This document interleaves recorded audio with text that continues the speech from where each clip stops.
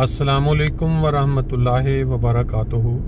सुबहान अल्लाह व बिहम्दिही सुबहान अल्लाहिल अज़ीम। अल्लाहुम्मा सल्लि अला मुहम्मदिन व अला आलि मुहम्मदिन कमा सल्लैता अला इब्राहीम व अला आलि इब्राहीम इन्नका हमीदुम मजीद। अल्लाहुम्मा बारिक अला मुहम्मद व अला आलि मुहम्मद कमा बारकता अला इब्राहीम व अला आलि इब्राहीम इन्नका हमीदुम मजीद।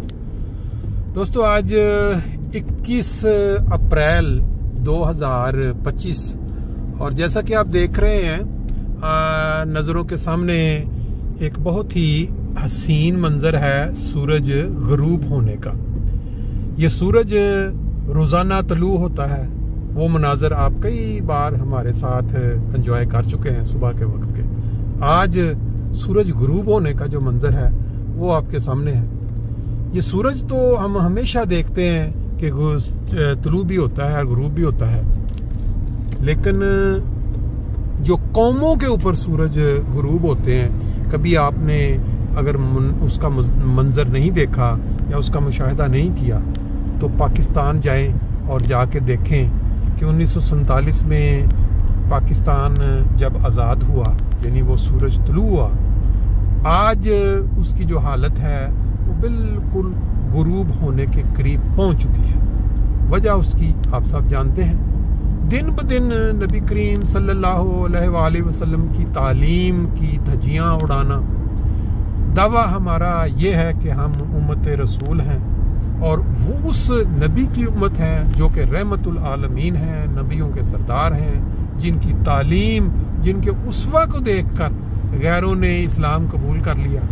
आज उसी तालीम की हम धज्जियां उजाड़ बखेर रहे हैं। सारे काम मीडिया के जरिए आपके सामने आते रहते। डूबते हुए सूरज में ये जो मनाजर हैं, सरसों के हरे भरे खेत, ऊपर पीले रंग के फूल, वो भी अब इतने चमक के सामने नजर नहीं आ रहे, लेकिन आसमान के ऊपर जो एक साइड पे हल्की सी लाइट अभी आप देख रहे हैं और बादलों का खूबसूरत आमेज़श, वो बहरहाल बड़ी ही हसीन है। बात एक मेरे ज़हन में आई कि जापान कहते हैं कि वो दहरिया मुल्क है, अल्लाह पे यकीन नहीं रखता, गालिबन सूरज की वो पूजा करते हैं, लेकिन उनकी ईमानदारी पूरी दुनिया में नंबर 1 पे है।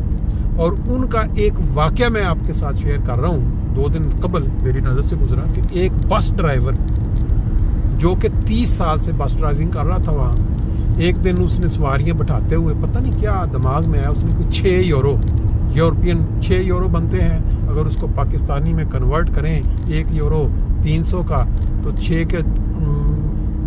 6 यूरो जो है वो अगर देखें, अगर एक 300 का है तो उसको 6 1800 2000 रुपया लगा लें।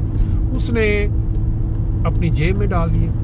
अब वो जो कंपनी थी उनका, क्योंकि सारा सिस्टम ही इलेक्ट्रॉनिक होता है, उन्होंने जब देखा कि ये बंदे ने, उन्होंने जब चेक किया तो वाकई उसको उन्होंने बुला के पूछा। उसने कहा जी नहीं, मैंने तो नहीं किया उनके पास। उन्होंने उसको फौरी तौर पर निकाल दिया जॉब से। सिर्फ जॉब से नहीं निकाला, बल्कि उसकी जो पेंशन थी 30 साल की, वो 75,000 यूरो यूरोपियन जो बनती है, उससे भी उन्होंने उसको सजा के तौर पर डिसमिस कर दिया। उन्होंने कहा जी अब तुम्हें पेंशन नहीं मिलेगी क्योंकि तुमने एक ऐसी हरकत की है जो कि हमारे देश या हमारे कल्चर के हिसाब से बिल्कुल सूट नहीं करती।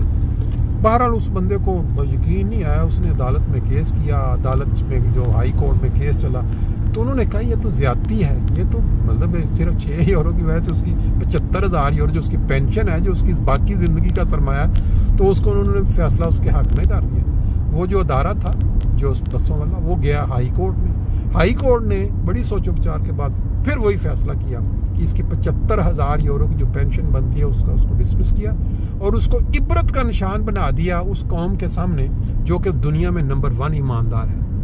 आप जानते हैं कि नबी करीम सल्लल्लाहु अलैहि वसल्लम के दौर में एक दफ़ा एक हदीस में हमने सुना कि आपने फरमाया एक चोरी की सज़ा के ऊपर जो फैसला हुआ कि अगर मेरी बेटी फातिमा भी ये चोरी करती तो उसके भी मैं वही फैसला करता हाथ काटने का। ये है वो इंसाफ। तो जो हम जापान में हम तरक्की देखते हैं, जो उनके जो किस्से सुनते हैं, जब ऐसे ही नहीं है, जब वो ऐसी हरकत के ऊपर एक बंदे को इस तरह की सजा दे सकते हैं, तो पूरी कौम जो है वो उससे कान खड़े होकर, पूरी कौम क्या पूरी दुनिया में ये एक मिसाल कायम कर दी उन्होंने। इसको आप ज्यादती समझे, या वो कहते हैं कि एक जोहड़ में या एक तालाब में गंदी मछली अगर एक हो ना, वो पूरे तालाब को गंदा कर देती है। तो उन्होंने उस गंदी मछली को ऐसी सजा सुनाई। अगर इसका कोई थोड़ा बहुत हिस्सा हमारे देश पाकिस्तान में भी जारी हो जाता ना, पाकिस्तान बनने के बाद, तो आज हमें वो आज़ादी का सूरज गुरूब होता हुआ नजर ना आता।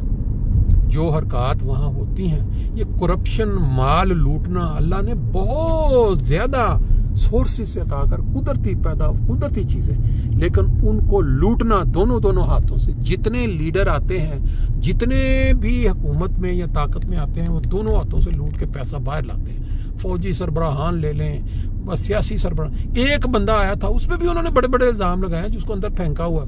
कहते हैं कि उसको कोई लालच नहीं है पैसे का, क्योंकि उसने पता नहीं कितने मिलियन पाउंड जो है वो छोड़ दिए थे। जब जज ने उसको पूछा था कि तुम्हारी बीवी से अलहदगी हो रही है, तो उसने कहा नहीं, मैं ये नहीं दूंगा। तो ऐसे बंदा जिसको लालच नहीं होता, उसको तो वहाँ उस कल्चर में, उस मुल्क में सूट ही नहीं करता, इसलिए उन्होंने जेल में फेंक दिया हुआ।